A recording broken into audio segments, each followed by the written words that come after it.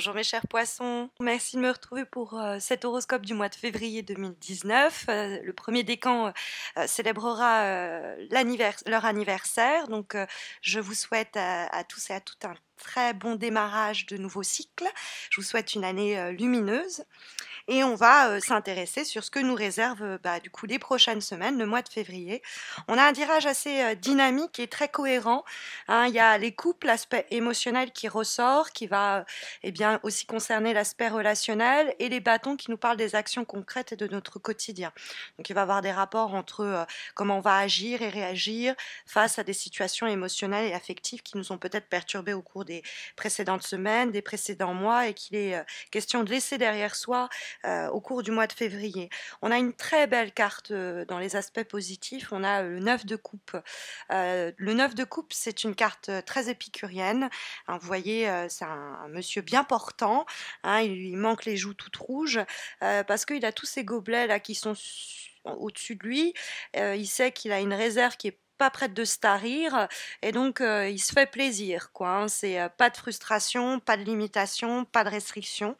En tout cas, le 9 de coupe nous parle vraiment du côté carpe diem et épicurien de l'existence, quand la carte se trouve dans les aspects positifs, comme c'est le cas ici pour votre mois de février. Donc c'est une carte qui va vous encourager à vous faire plaisir, hein. C'est faites-vous plaisir avec tout ce qui est très terrestre, hein. Le 9 de coupe, comme je vous l'ai dit, c'est très épicurien dans un bon repas, une belle bouteille, enfin, on s'offre ce qui nous fait du bien. Le 9 de coupe, ça peut être une période aussi où on rencontre du monde, où on sort, où on fait des rencontres peut-être charnelles de passage.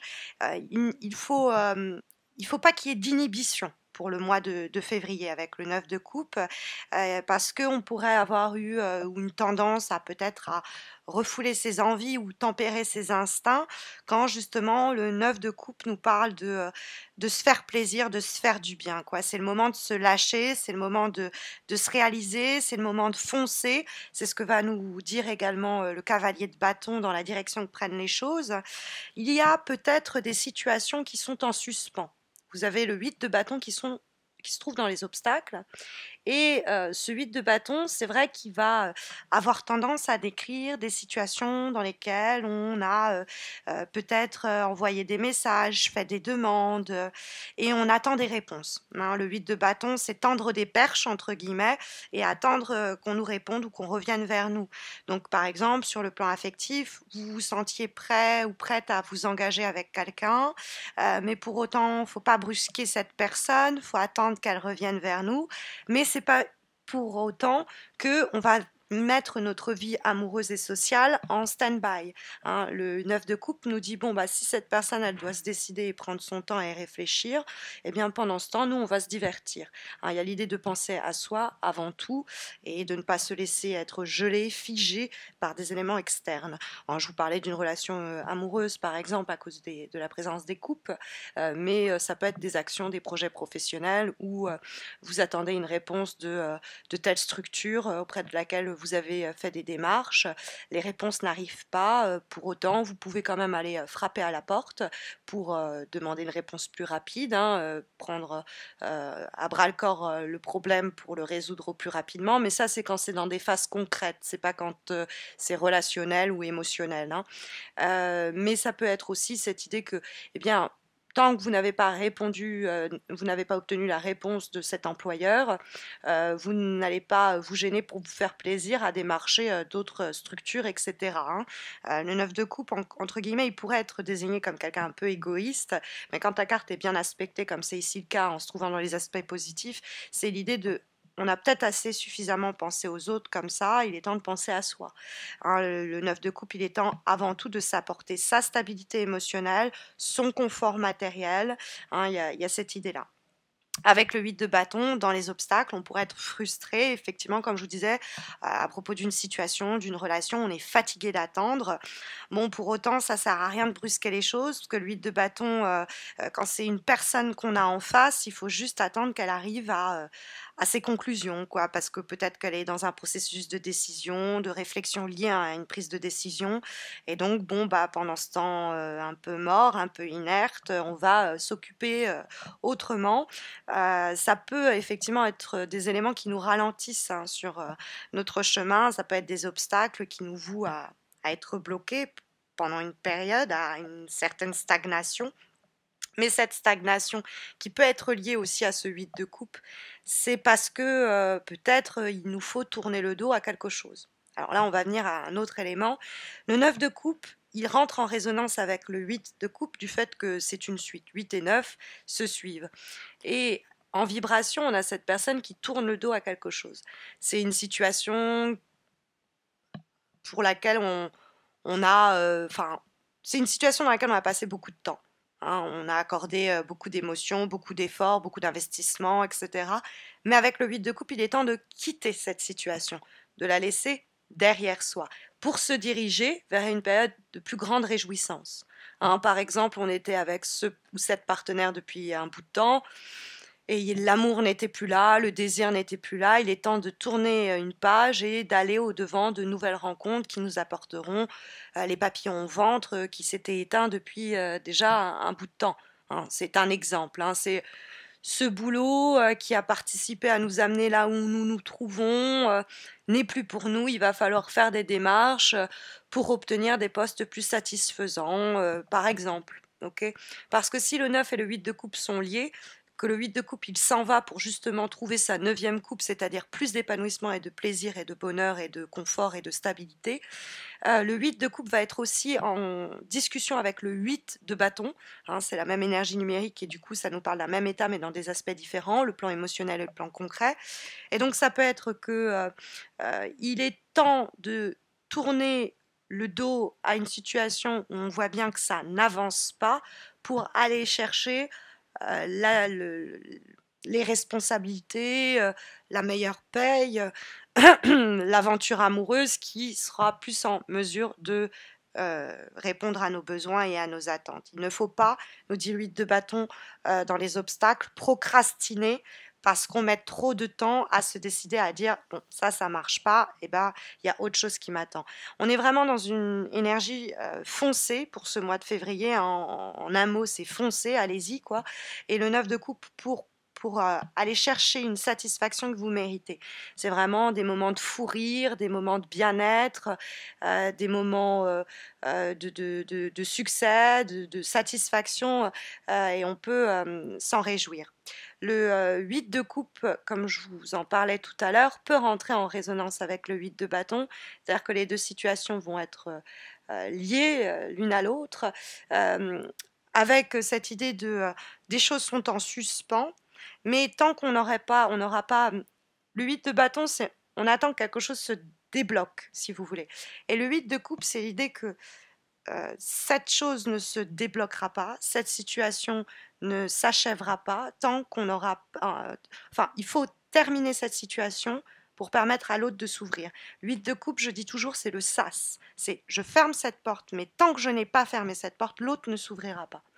Donc peut-être que pour avoir de nouvelles attentes et de nouvelles satisfactions, il nous faut faire une croix sur certaines personnes, sur certaines énergies qui n'aboutissent pas. Hein. On a conscience que bah non, on se disperse, on rencontre que des obstacles qui nous ralentissent, et donc on est piégé dans nos fantasmes et dans nos envies sans la possibilité d'agir. Et donc c'est une frustration qu'on peut peut-être tout simplement éviter en adoptant le comportement du 8 de coupe, qui va pas se poser mille et une questions, qui va se dire ok, ça c'est plus pour moi, ça ne me convient plus, je ressens viscéralement, instinctivement que de toute façon c'est plus approprié pour moi, je m'y ennuie, que je dois abandonner cette voie. Et parce que justement cette voie-là, je l'arrête, c'est une relation, une longue relation à laquelle on met fin, c'est un boulot où on était depuis longtemps, voilà, c'est fini.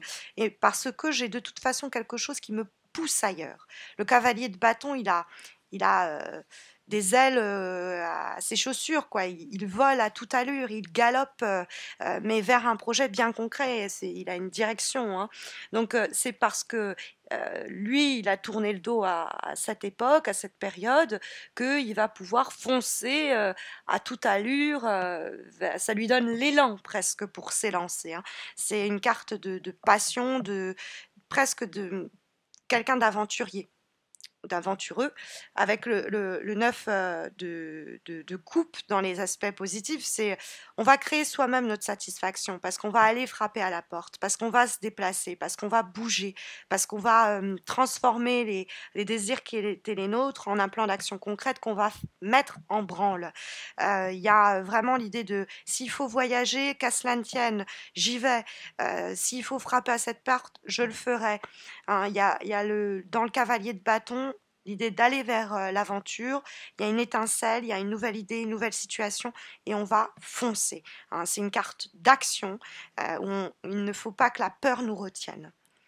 On va avoir comme avant-dernière énergie pour ce mois de février une carte issue des lames divinatoires d'Algariel, et nous avons la carte du chat noir.